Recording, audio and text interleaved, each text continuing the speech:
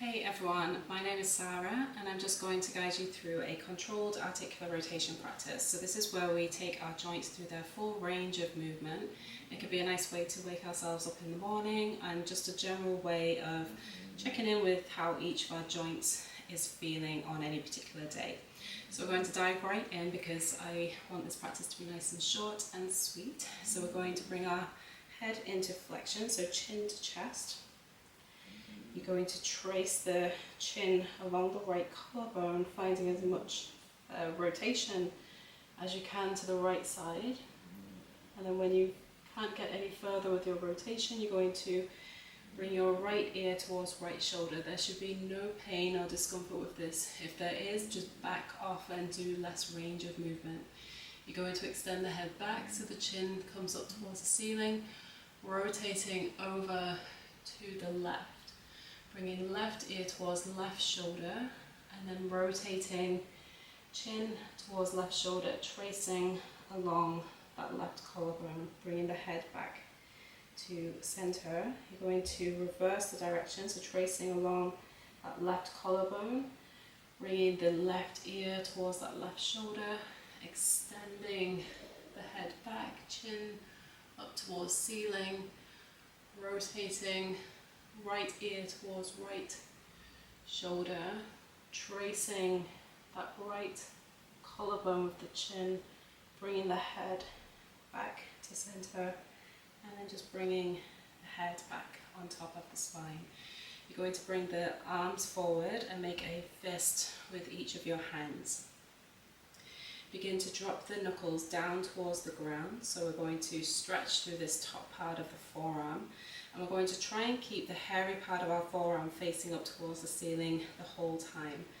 We're going to take the knuckles over to the right, begin to take the knuckles up towards the ceiling, and then over to the left. You may find that the forearms want to move with you. Try and resist that and just find that movement into the wrist.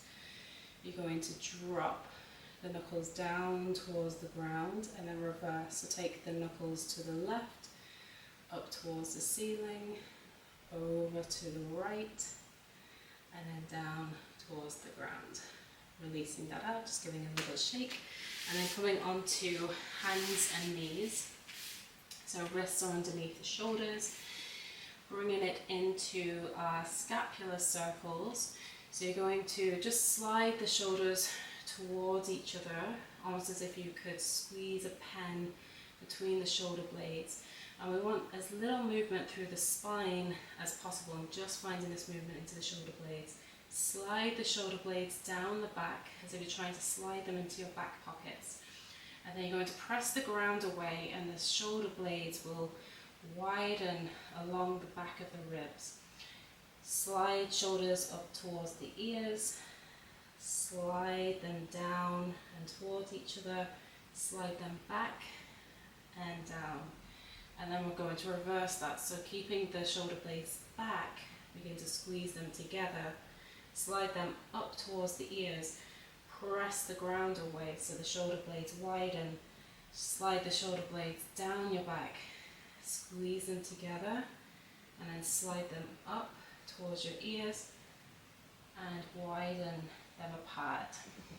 Nice. Then we'll come into our shoulder circles. So you're going to make a fist with the left hand. You're going to lift that fist alongside the ear, so the biceps next to the ear, without changing the position of the spine or the rib cage, finding as much flexion as you can. And then you're going to rotate the thumb down to the ground, circle the arm back behind you, finding as much extension as you can, keeping the back of the neck nice and long. Release the knuckles down alongside the knee, the left knee, and then we're going to reverse that direction. So you're going to take the finger knuckles and reach them up towards the ceiling. You're going to rotate the shoulders, the thumb faces up towards the ceiling. Circle the arm all the way around so that it lines up with the ear once again. And then lower that fist down. We'll do that one more time. So lifting the knuckles up towards the ceiling, rotate the thumb down, circling the arm back behind you, trying to find that extension. Lower the knuckles down, finding that extension through the shoulder. Rotate the thumb towards the ceiling, rotating the arm back in line with the ear, and release the hand down. Good, and then we'll do the other side, so making a fist with your right hand, bringing the arm into flexion, so bicep by ear.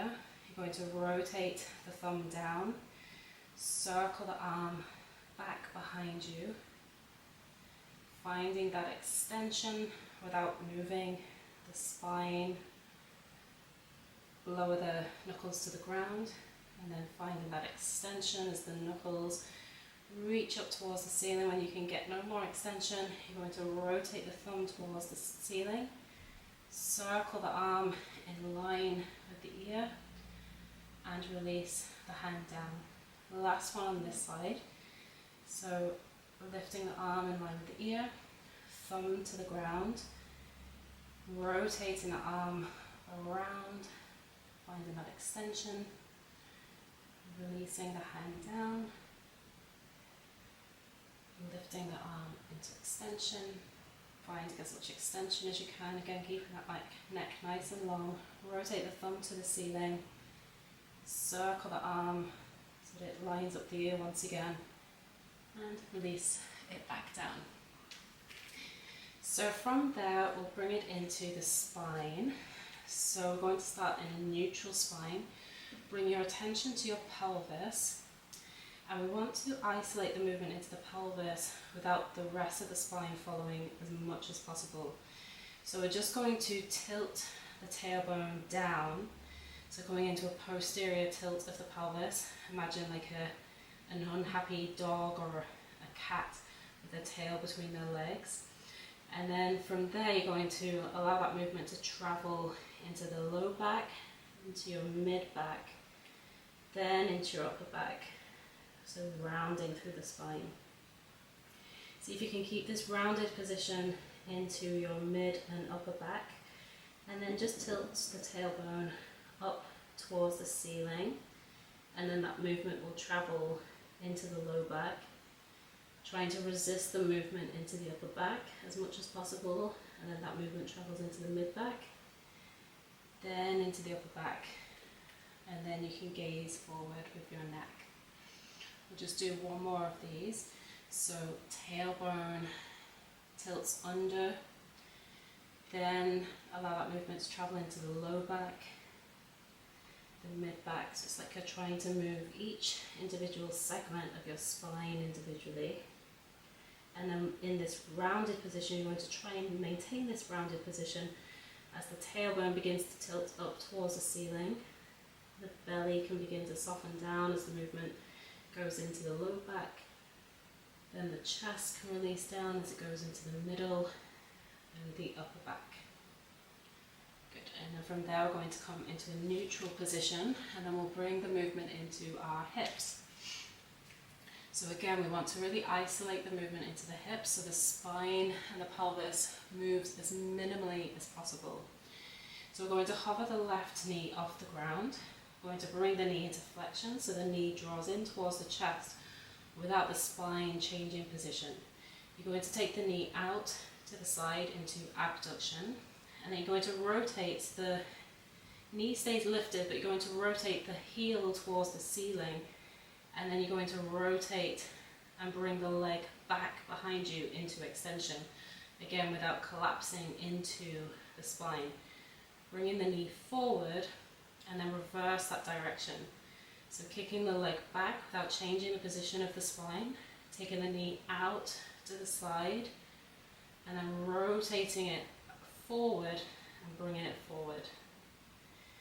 Bringing it forward, taking it out to the side, rotating so the heel faces up towards the ceiling, bringing it back into hip extension, bringing it forward, and you're going to reverse the direction that you came without changing the position of the spine. And release. Good. So it's quite simple work, but it can give you a little bit of, you should be kind of working in each individual thing and trying to squeeze out as much movement as you can.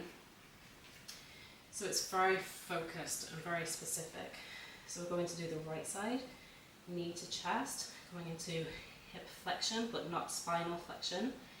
Hip abduction as the knee goes out to the side.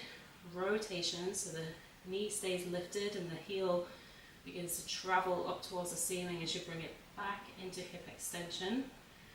Bringing the leg forward into hip flexion, and then reverse that, so you're kicking it back, hip extension, rotation, and flexion. Good. Do that one more time, knee flexion, hip abduction, rotating around, nice and slow and controlled. Reverse, so you're kicking it back, taking it out to the side, and bringing it back. Thanks. So not many people realise that we can actually have rotation at the knee joint, but in order to have rotational ability, the knee has to be in a bent position. So we're just going to do a couple of knee rotations. So take hold of behind the back of the thigh. You're going to squeeze the calf and the hamstring together. You're going to rotate the foot out to the side, but the movement is coming from below the knee and not the ankle or the hip. And it can take a little while to get the hang of this. So rotate the foot out to the side. You're going to move the leg a little straighter but not completely straight. You're going to rotate the knee in, bring it in, and then reverse that direction. This time you're going to rotate in, taking the leg in towards straight but not completely straight, taking the foot out to the side, and then reverse and bring it in. Good. And again, like I say, it can take a little practice to kind of get that rotation happening into the knee and not into the ankle or the hip. So bringing the thigh in, rotating the foot out, moving the leg a little straighter but not completely straight, rotating knee in, bringing the calf towards the hamstring, taking the leg out, rotating out, bringing it in. This time you're going to bring the foot in, take the leg out, rotate the foot out, bringing it in, and reverse. Good. And then the last thing we're going to do is the ankles. So you can just lift, hold on to the leg once again. You're going to bring the foot into dorsiflexion. You're going to rotate the ankle out, point the toes, point the ankle, and rotate. So just do 3 slow, smooth rotations in one direction, and 3 nice, slow, smooth rotations in the other direction. Good. And then we'll switch sides, bringing the toes towards the shin, rotate in, point the toe, the foot, and circle around. And obviously as you're doing this, if you feel like you need to spend a little bit more time on one particular joint, doing more repetitions, then doing so. You can never do too many of these rotational movements, and you can sprinkle them throughout your day. So I hope you enjoyed. Thank you so much for joining me, and I look forward to seeing you in the next video.